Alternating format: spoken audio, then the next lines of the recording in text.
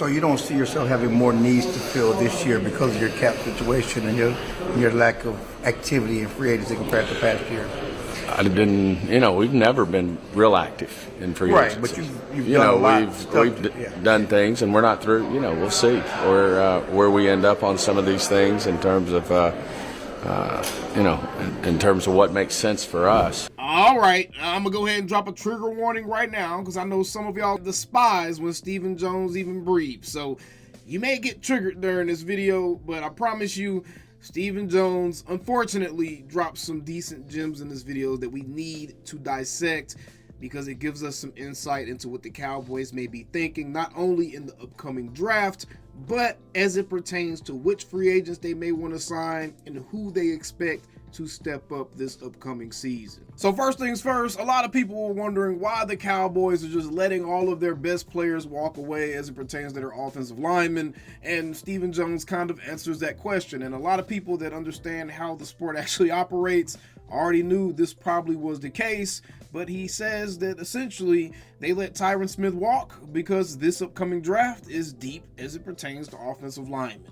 And they like their guys. You thought that we were going to get through this video without having to say that statement, huh? Well, because of the depth at that position, probably a pretty good chance, that we take an offensive lineman pretty high in this draft. And that factors in when you're looking at your all-season approach with your veterans too, right? I mean, there were a lot of considerations on Tyron, but you knew this was a deep draft and how it set up and where you were. No question. And, like I said, no one thinks more Tyron Smith than Jerry, myself, the organization. I mean, I think he's a first ballot Hall of Famer, but he's played, he's been in the league a long time, and, I'm happy for him that he got a great offer to continue to play, and we respect that. But, at some point you do have to make some tough decisions in terms of how we move forward. All right, so there you go. How do I feel about that? I actually agree with this particular point. A lot of you guys have to realize Tyron Smith was actually drafted to be an offensive lineman for Tony Romo. He was not an offensive lineman drafted in the Dak Prescott era. As much as we all love our Cowboys players, sometimes it's time for us to let it go. And I think it was high time to let it go as it pertains to Tyron Smith, because even though they finally cracked the code on how to keep him healthy, the fact of the matter was he just was not reliable enough in the most important situations to keep taking that risk. And at the end of the day, anytime you're dealing with Tyron Smith, it is a risk with high reward and very, very high risk. So yeah, I can easily see them getting like a Barton or any of the other talented offensive linemen in this draft, and I honestly personally will feel fine with that, especially considering we have other young guys on our bench right now that were playing behind some of those veterans that left that need playtime. We need to see if they're viable NFL starters or not, or if we need to get them the heck up out of here. So while I do agree that yes, we do need an actual viable roster to compete for a Super Bowl,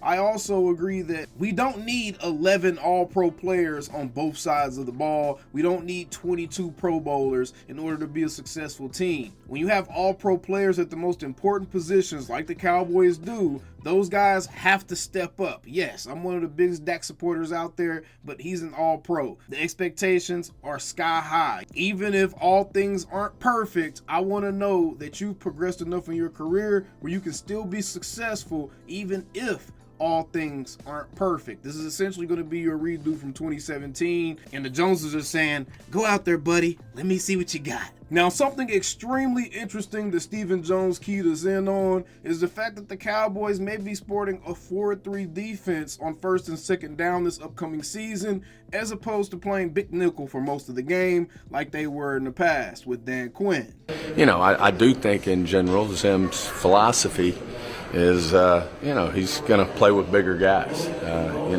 We played with 3 safeties and 2 linebackers, and I think Zim's, from everything we can see right now, he looks to play more with, at least in the run down, first, second down scenarios, playing with 3 linebackers. So, that's a change. But and I know, in general, he's big on stopping the run. Not that Dan Quinn didn't either. I mean, everybody wants to stop the run, but, in terms of how you're prioritizing and doing things that give you an opportunity to achieve what you want to be as a defensive unit, some people philosophically are a little little different in how they go about it. And not that one's righter than the other. It's just what they do well and how they've had success in the past and how they feel like they can have success going forward.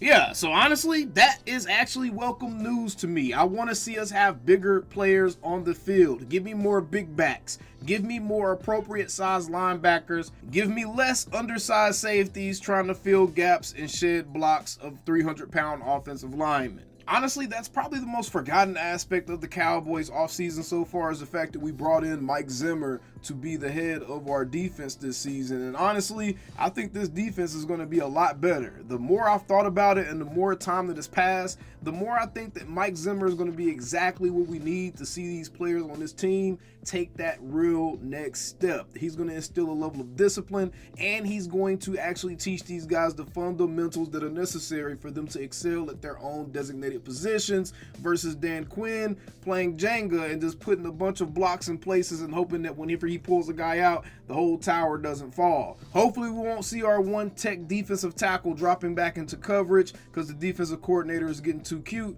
And hopefully we see Mike Zimmer actually on the sidelines communicating with his guys and getting into people's asses when need be. So that there is definitely a welcome change as it pertains to the upcoming season for the Cowboys, and I can easily see the Cowboys trotting out a starting linebacker field consisting of DeMarvion Overshown, Eric Kendricks, and a rookie, maybe a Trayvon Wallace or a Jalen Ford out of the draft. And of course, as with all things with Stephen Jones, anytime there is some decent news that comes out of his mouth, it's going to be immediately followed by bad news. Stephon Gilmore ain't coming back, y'all. Go ahead and take a listen to what Stephen Jones said when he was asked about Stephon Gilmore and the status of his contract negotiations with the Cowboys. Sounds an awful lot like a goodbye to me. Gilmore's a quality guy.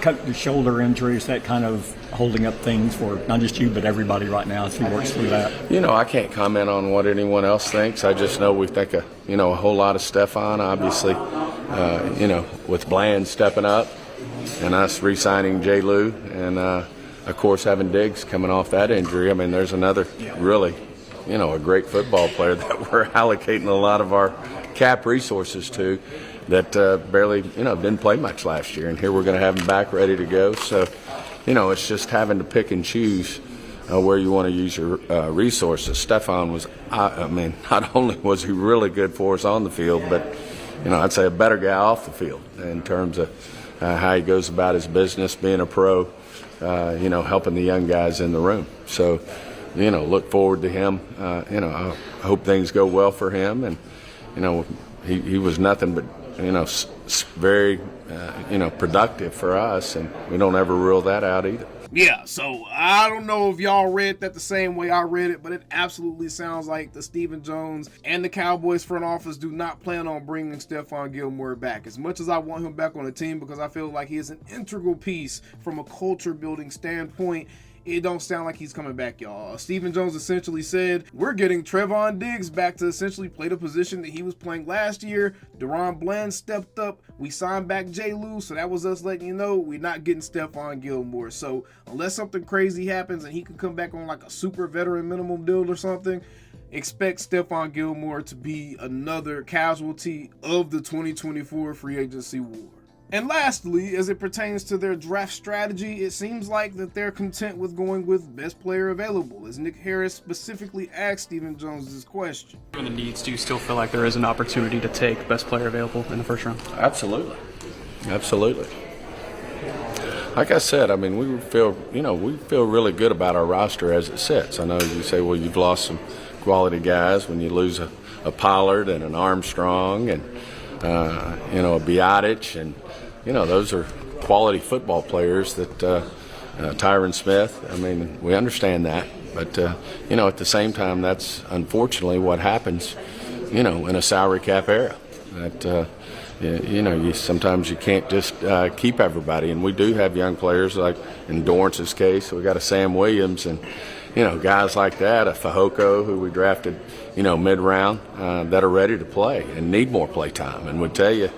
And probably even a Dan would have told you we didn't get Sam enough snaps last year. But it's hard when you got the Fowlers and you got the Dorrances to, those guys are a little bit ahead of them and they're young up-and-comers. But all of a sudden you give them the chance and they may be more productive than what was in front of him. Honestly, this is a bit of good news because the last thing you want is the Cowboys trying to reach for need. This is how you end up with Taco Charltons and Mozzie Smiths with your first round draft pick. So if they're going best player available, I think that's probably the safest way to draft if you want to get a real impact player regardless of the position, right? So best player available in the first round, I'm absolutely fine with that. It also sounds like Steven's not against trading back based off of the way he answered some of the other questions asked to him in this interview.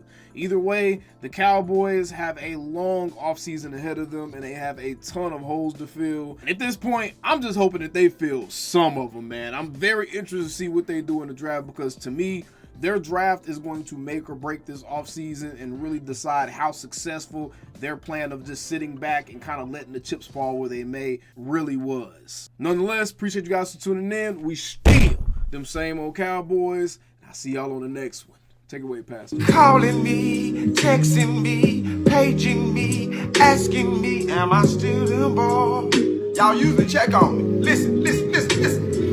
I'm still them boys. Hey! Woo! Oh, shut up, my boy. Hey! I'm still them boys.